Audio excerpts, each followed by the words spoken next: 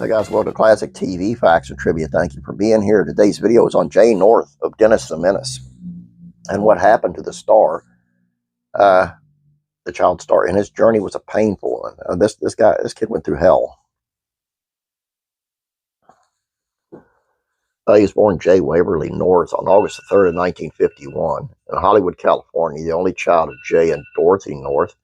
Childhood was rough in the sense that his father was an alcoholic and his parents separated when he was 4 years old, which marked the last time he actually ever saw his father. His mother, Dorothy, was hired as a secretary to the West Coast branch of the American Federation of Television and Radio Artists, where she worked throughout the Dennis years.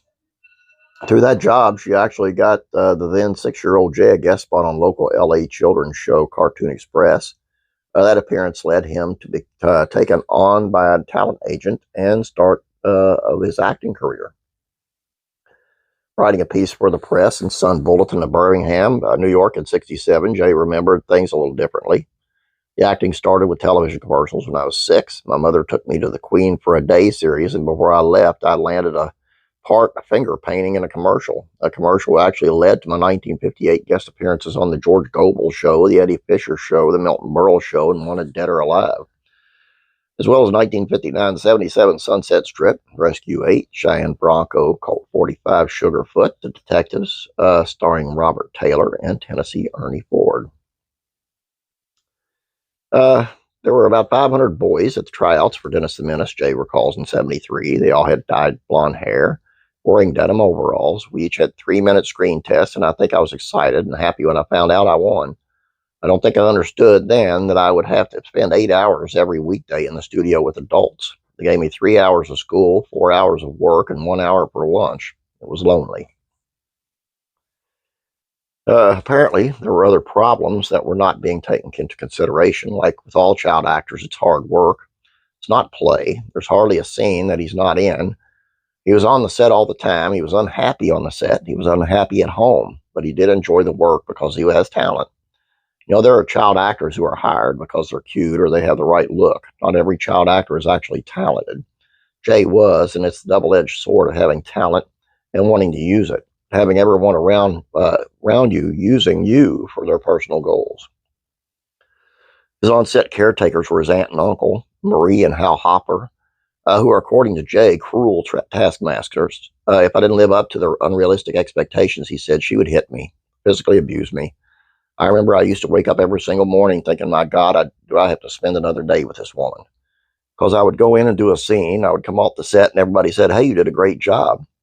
And then I would get slapped across the face and taken into the dressing room and get a spanking or verbal tongue lashing or whatever. She'd grab my hair and just shake me and made life a living hell for the whole 4 years. Over the years, Jay has sung the praises of his mother, who he says never took a dime from him, more unusual than you might think back then. At the same time, he wasn't able to say anything to her about what was going on because his aunt and uncle threatened greater bodily harm. As a kid, and given what he had already gone through, there's no reason to doubt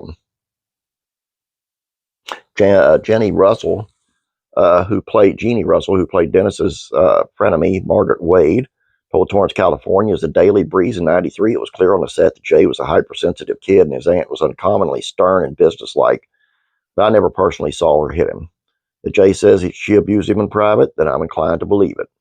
The sheer demands of being in every scene all by itself had to be extremely stressful. Any extra pressure from his aunt would have made it unbearable. Noted Jay, she was careful never to hit me in front of anyone else and in places on my body where it would show, although I'm shocked the bruises weren't visible on my face.